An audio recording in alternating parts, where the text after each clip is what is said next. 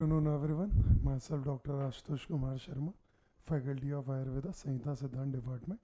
हम लोग पढ़ रहे थे चरक के बारे में एंड चरक में हम लोग जो डिस्कस कर रहे थे वो हम पढ़ रहे थे परीक्षा. तो हमने ये जो सेम टॉपिक है हमने फर्स्ट ईयर के अंदर पदार्थ में भी देखा है, पदार्थ विज्ञान के अंदर भी, और ये सेम टॉपिक हम आयुर्वेद के अंदर भी डिस्कस कर रहे हैं कि आयुर्वेद में इसके रेफरेंसेस क्या क्या है. तो आयुर्वेद में हम इसके रेफरेंस अष्टांग, हृदय, चरक, सुश्रुत तीनों के अंदर मिलते हैं. यहाँ पे हमने चरक में देखा था तो इन्होंने यहाँ पे युक्ति को अलग से बताया, इन्होंने यहाँ पे उपमान प्रमाण को अलग से बताया.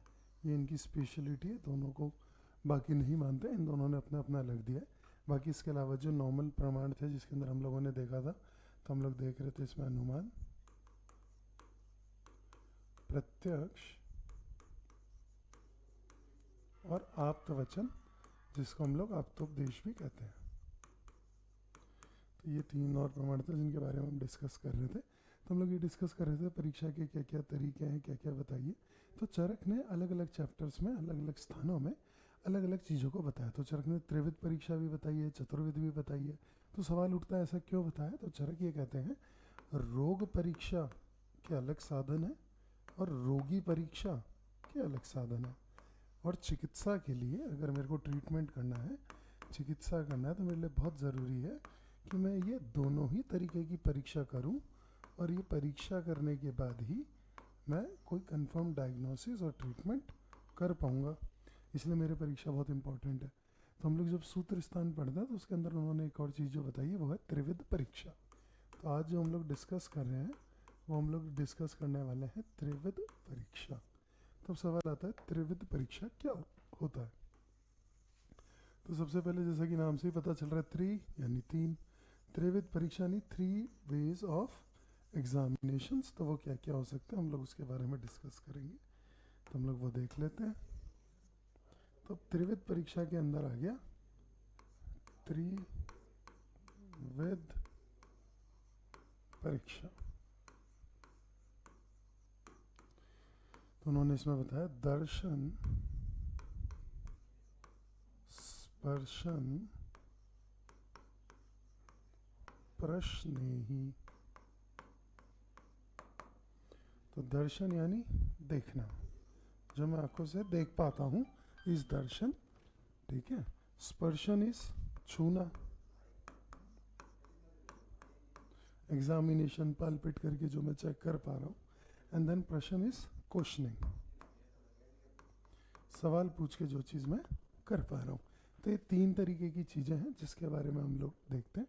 तो सबसे पहले आ जाता है दर्शन. दर्शन के अंदर हम क्या देख सकते हैं, हम ये देख सकते हैं पेशेंट कैसे चल के आ रहा है. एक पेशेंट है झुक के चल के आ रहा है, मुझे इजीली विजिबल है. एक पेशेंट है लंगड़ा के चल के आ रहा है, मुझे इजीली विजिबल है. एक पेशेंट है उसको हेमीप्लेजिया है, लकवा हो गया उसे हाफ साइड, तो उसके हाथ जो है लटका हुआ है, पाँव में लटका हुआ है, दो लोग उसे पकड़ के लेके आ रहे हैं. एक पेशेंट है जिसको बेल्स पाल्सी हो गया, हाफ साइड फेशियल पैल्सी है, उसका मुंह टेढ़ा हो गया, नाक नहीं चढ़ रही है, आँख खुली रह गई है. तो ये चीज़ मुझे इजीली विजिबल है. तो मैक्सिमम जो चीज़ एक डॉक्टर ऑब्जर्व कर सकता है पेशेंट में, बिना पूछे बिना एग्जामिन करे सिर्फ देख के, दैट इज कंसिडरिंग दर्शन. तो सबसे इम्पॉर्टेंट पार्ट है मेरा एग्जामिनेशन का, ठीक है. बहुत सारी बीमारी है जिसे मैं दर्शन से आइडेंटिफाई कर सकता हूँ. बेस्ट एग्जाम्पल क्या है, best example is alopecia. Alopecia किसे कहते हैं, बाल झड़ने को, ठीक है. हेयर फॉल, तो अभी हेयर फॉल है, मेरे को कुछ करने की ज़रूरत ही नहीं, मुझे देख के पता चल रहा है पेशेंट के सर पे बाल नहीं है, ठीक है ना. अभी हेयर फॉल अलग अलग तरीके का होता है. एक होता है एम पैटर्न बॉल्डनेस, जो एजिंग के साथ होता है, आपके सर पे एक एम बनता है. Then there is oval shape, यहाँ पे गोला बन गया, यहाँ गोला बन गया, यहाँ से बाल उड़ गए, तो ओवल शेप जो हेयर फॉल हो रहा है, तो ये एक अलग कैटेगरी के अंदर आ जाता है.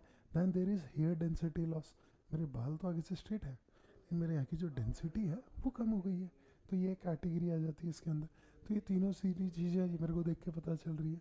सिमिलरली न्यूरोमस्कुलर इश्यूज़ है, मुझे देख के पता चल रहा है, ठीक है. पेशेंट कैसा है, अभी मान लीजिए किसी को स्किन इन्फेक्शन है, एक्ने है, मुझे इजीली विजिबल है, मोल है, मुझे इजीली विजिबल है, वाट्स है, मुझे इजीली विजिबल है.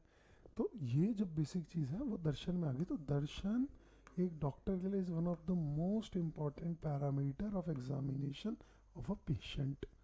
आप पेशेंट को बैठने के बाद देखना स्टार्ट नहीं करते हैं, जब वो आपके दरवाजे से अंदर घुस रहा आपने वहीं पे देखना स्टार्ट कर दिया। जब तक आके बैठता तब तक आपने उसका ऑब्जर्व कर लिया, उसका हाथों का मूवमेंट कैसा है, पाँव का मूवमेंट कैसा है, किस तरीके से चल रहा है, तो वो सारी चीज़ें यहाँ पे दर्शन के अंदर आ जाती है। सिमिलरली जो दूसरी चीज़ उन्होंने बताई है वो है स्पर्शन। स्पर्शन का मतलब क्या होता है? छू के देखना। पेशेंट आके कह रहा है मेरे जॉइंट में पेन है, अब आप देख के तो पेन की इंटेंसिटी आइडेंटिफाई नहीं कर सकते हो, लेकिन अब आपने पेशेंट का हाथ छुआ, छूते ही वो किस तरीके से रिएक्ट कर रहा है, कितना दर्द है, पेन को आप एग्जामिन करते हो तो यू आइडेंटिफाई इट नंबर्स कि पेन 5 में से 5 है, 3 में से 5 है, 1 में से 5 है। फिर छू के आप ये देख रहे हो एडिमा है क्या, स्वेलिंग है क्या, इन्फ्लेमेशन है क्या, रेडनेस है क्या, अगर किसी के एक्ने में पसे तो आप दबा के चेक कर रहे हो, वो चीज़ पता चल रहा है। पेशेंट है उसको साइटिस है, अपर एब्डोमेन एग्जामिनेशन करते हो, पेट में दबा के वो चीज़ आप एग्जामिन कर रहे हो, तो सारी चीज़ें स्पर्शन के अंदर आ जाती है। स्किन ड्राई है, मेरे को चेक करना है, किस तरीके का इन्फेक्शन है मुझे चेक करना है, किस तरीके का वुंड है मुझे चेक करना है, तो सारी की सारी चीज़ें जो है स्पर्शन में आ जाती है। तो जब हम लोग देखेंगे मॉडर्न साइंस में भी हमने एब्डोमेन को, जो हमारा पूरा पेट है, उसे हम लोगों ने 9 क्वाड्रेंट्स में डिवाइड कर दिया है। ठीक है ना, ये आपका अम्बिलिकस हो गया, ठीक है, ये आपका लीवर वाला पार्ट है, ये आपका एब्डोमेन वाला पार्ट है, यहाँ पे आपकी गॉल ब्लैडर है, देन देयर इज पैनक्रियास, और ये पूरा आपका इंटेस्टाइन। तो जब हम पालपेट करते हैं, मान लीजिए किसी को हेपेटोमेगाली है तो मैं उसको यहाँ फर्स्ट क्वाड्रेंट में पालपेट कर रहा हूँ, किसी को पेट का इशू है तो मैं इस क्वाड्रेंट में उसको पालपेट करके चेक कर रहा हूँ, कोई बता रहा है मुझे अम्बिलिकस में पेन है तो मैं यहाँ पे पालपेट कर रहा हूँ। तो 9 क्वाड्रेंट एग्जामिन करना हाथों से, PA लिखते हैं ना हम लोग, पर एब्डोमेन, आप कभी देखेंगे पेशेंट के ऊपर एग्जामिन करके डॉक्टर लिखता है PA के आगे वो क्या लिख रहा है? देयर इज टेंडरनेस, पेट जो है मुझे टाइट फील हो रहा है, ठीक है ना। यहाँ लिख सकता है ब्लॉटिंग है, पेट फूला हुआ है, जिसे हम लोग आयुर्वेद में आदमान कहते हैं, ठीक है। ये चीज़ इसके अंदर आ गई, तो सारी की सारी चीज़ें इसी में है। मान लीजिए एक पेशेंट है, उसका एक्सीडेंट हुआ, उसका हाथ टूट गया है, बट अभी देख के मुझे पता नहीं चल रहा है, अब ऐसा छू के जब मैं मूवमेंट करा रहा हूँ, हल्का पेन है, it might be hairline fracture, patient हाथ ही नहीं हिलाने दे रहा है, हिला ही नहीं पा रहा है, वो डिफ्रेगमेंट हो गया, उसके पीसेस हो गए, तो अलग तरीके की पोजीशनिंग है, मुझे हाथ लगा के ही पता चल जाएगा, तो वो चीज़ हम देख सकते हैं। फिर वूंड है, वूंड किस तरीके का है, आम है उसमें अभी आधा पका है, पूरा पक चुका वूंड है, किस तरीके का, वो हम एग्जामिन कर सकते हैं। तो सारी की सारी चीज़ें स्पर्शन के अंदर आ जाती हैं, तो यहाँ पे हम लोग स्पर्शन के अंदर करते हैं। देन लास्ट इज प्रश्न ही। तो सवाल आता है, जब मैंने दर्शन कर लिया, मैंने स्पर्शन कर लिया, देखा जाए तो सारी डिटेल तो इसी में आ गई, फिर मेरे को प्रश्न करने की ज़रूरत क्या है? तो मॉडर्न साइंस भी ये मानता है there are 2 different signs which are visual, one is sign, one is symptom. तो एक तो वो चीज़ें जो आप पेशेंट में देख रहे हो, फिर वो चीज़ें जो पेशेंट आपको बता रहा है, जो चीज़ हमें नहीं पता चल रही है। तो हम पेशेंट से क्या पूछ रहे हैं प्रश्न के अंदर? तो प्रश्न के अंदर पूरी की पूरी इन डेप्थ डिटेल आ जाती है, जिसके अंदर हम लोग मल, मूत्र, क्षुधा, प्यास, नींद, ठीक है ना, ये सारी की सारी चीज़ों को, बल, स्ट्रेंथ, सारी की सारी जो पैरामीटर्स हम इसके बारे में डिस्कस करते हैं। क्यों करते हैं डिस्कस? तो फिर उसके अंदर एक पॉइंट आ जाता है। तो चरक ने बताया, जब आप ट्रीटमेंट करते हो तो आप ट्रीटमेंट किस चीज़ के ऊपर करते हो? आप ट्रीटमेंट करते हो डिजीज़ की इंटेंसिटी और रोगी के बल पे। अब मान लीजिए एक पेशेंट है, ठीक है, दोनों को एक ही बीमारी है, ऐसे भी हाइपर एसिडिटी है, इसे भी हाइपर एसिडिटी है। इन चीज़ कैसा है? इस पेशेंट का बल अच्छा है, ठीक है, इस पेशेंट की डाइट जो है वो अच्छी है, इसका मानसिक सत्व जो है वो बढ़ा हुआ है, ठीक है।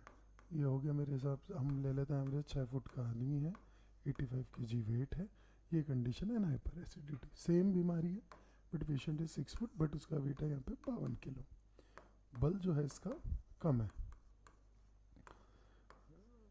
राजसिक गुण इसमें बढ़े हुए हैं, सत्व इसमें कम है, ठीक है। बाकी बेसिक स्ट्रेंथ जो है वो इसकी नॉर्मल है।